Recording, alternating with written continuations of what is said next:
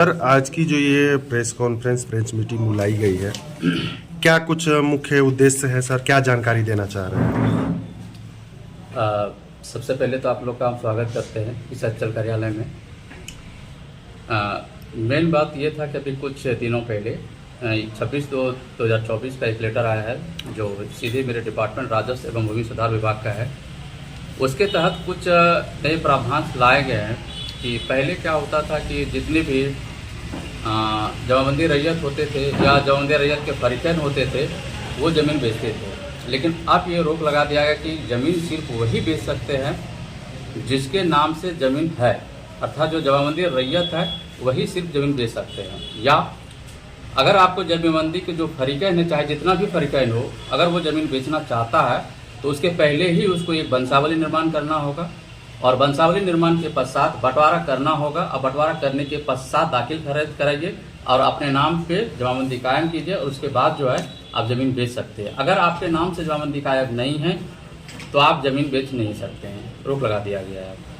अच्छा सर, इसमें तो लंबा समय प्रोसेस लगेगा। कुछ लोग ऐसे भी हैं जिनकी बेटी की शादी है या फिर जरूरी काम है जो ज़मीन बेच के अपना किया करते थे, लेकिन अब तो एक लंबा प्रोसेस लगेगा, लंबा समय लगेगा, तो उस दौरान उनके लिए क्या कितना समय लगेगा इस अद्यतन करने में?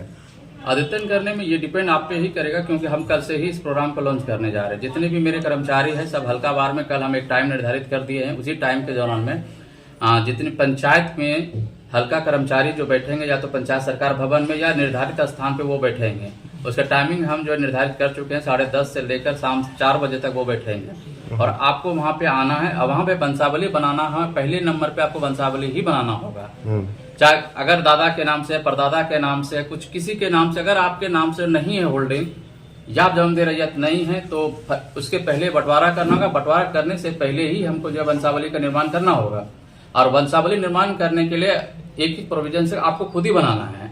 इसके लिए आपको कहीं दौड़ना नहीं है। आप खुद बताएं कि मेरे दादा का नाम ये है, मेरे दादा के नाम से खतियान है और उसके बाद जितनी फरीकैन हुए, जैसे दादा है, दादा के पुत्र हुए, उसके कितने पुत्र थे, फिर उसके पुत्र हुए, कितना पुत्र वर्तमान में है, ये सारी जो सूची आपको तैयार करके कर्मचारी को देना होगा।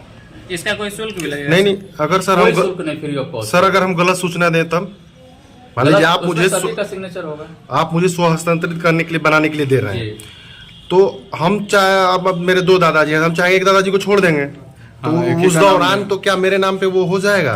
हम जब चेक भी करेंगे, इसमें रेंडमली किसी का चेक भी कर सकते हैं या रेंडमली हम चेक भी करेंगे, ये हो भी सकता है। आप सही बोल रहे हैं, ऐसा हो सकता है और ऐसा होता भी है। कई बार हम लोग मोटेशन जब करते हैं वंशावली बंटवारा नाम हम देखते हैं किसी का छोड़ दिया जाता है या खासकर एक चीज यहाँ प्रचलन में है कि बेटी का नाम नहीं दिया जाता है। जितना हम हमारे कार्यकाल में जब वंशावली का निर्माण होने लगा तो उसमें देखते हैं बेटी का नाम ही नहीं। मैं कुछ वंशावली जब देखे बेटी का ही नहीं, ऐसा लगा कि किसी के बेटी ही नहीं है। तो फिर बाद में हम कुछ का रेंडमली जब चेक किया पता चला कि बेटी दे नाम नहीं दिया, तो हमने वंशावली का बनाना ही बंद कर दिया। बोले अगर बेटी है, अगर आप नहीं दे रहे हैं तो हम उसका सिग्नेचर ही नहीं करेंगे। और इसके वजह से आप जितने वंशावली हमारे कार्यकाल में बने, ऐसा कोई एक वंशावली शायद ही ऐसा बना होगा जिसमें अगर बेटी है तो बेटी देना अनिवार्य होगा। तो ये चीज जो आपका डाउट है ये सही डाउट है। इसका सोल्यूशन यही है कि हम भी इसको रेंडमली चेक करेंगे। जैसे आप मोटेशन के लिए आप देंगे तो हम इसको जाके चेक भी करेंगे, फील्ड वेरिफिकेशन करेंगे। अगर उस दौरान पकड़ेगा तो फिर उस पर हम दाखिल खारिज नहीं करेंगे। सर 10 से 4 जो लाइव लोकेशन बोलेंगे, आप जाइए जिस पंचायत से में बैठेंगे वो हमको एंट्री पॉइंट जैसे होगा हमको लाइव लोकेशन देंगे। प्रत्येक मंगलवार, बुधवार, बृहस्पति पर ये 3 दिन अनिवार्य तिथि रहेगा हमारा। अर्थात इसके प्रोग्राम कल से हम स्टार्ट करें, मंगल, बुध, बृहस्पति, ये 3 दिन रहेगा। अगर रिस्पांस इसका बहुत अच्छा हो रहा है और हम देखेंगे पब्लिक बहुत ज्यादा आ रहा है तो हम इसको अपनी तरफ से बृहस्पति तक है ही, हम शुक्रवार भी कर देंगे, एक दिन बढ़ा देंगे, क्योंकि पब्लिक वेलफेयर का काम है। लास्ट समय कब तक चलेगी? ये चलता रहेगा, इसका कोई टाइम लाइन नहीं है, लेकिन सरकार के द्वारा निर्देश है कि आप इसको जल्द से स्टार्ट करें और जितना ज्यादा हो करें। इसके लिए कोई टाइमलाइन फिक्स नहीं, हमको 1 महीना तक करना है या 2 महीना तक करना है। अगर 2 भाई है सर तो उसमें अगर मान चलिए आदमी आपत्ति कौन डाल सकता है? आपत्ति आपका रिलेटिव नहीं डाल सकता है ना। अगर तो ब्लड अगर दुश्मनी से कोई डाल दिया सर मोटेशन को रुकवाने के लिए सर, उसका क्या प्रावधान है? इसका प्रोविजन ये होता है कि जब भी हमारे अंचल कार्यालय में आपत्ति को डालता है तो आपत्ति की हम सुनवाई करते हैं।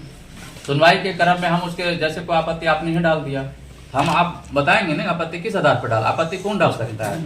या तो जमाबंदी रैयत के फरीकैन होगा, या तो आपका चौकीदार होगा, या तो कोई ब्लड रिलेशन वाला ही लोग हो सकता है जो आपको हिस्सेदारी मिल सकता है, या जमीन आपका जहां उस लोकेशन के चौथी में जो है वही डाल सकता है। थर्ड पार्टी नहीं डाल सकता है। अगर डालता भी है कोई आपत्ति तो हम उसकी सुनवाई करते हैं।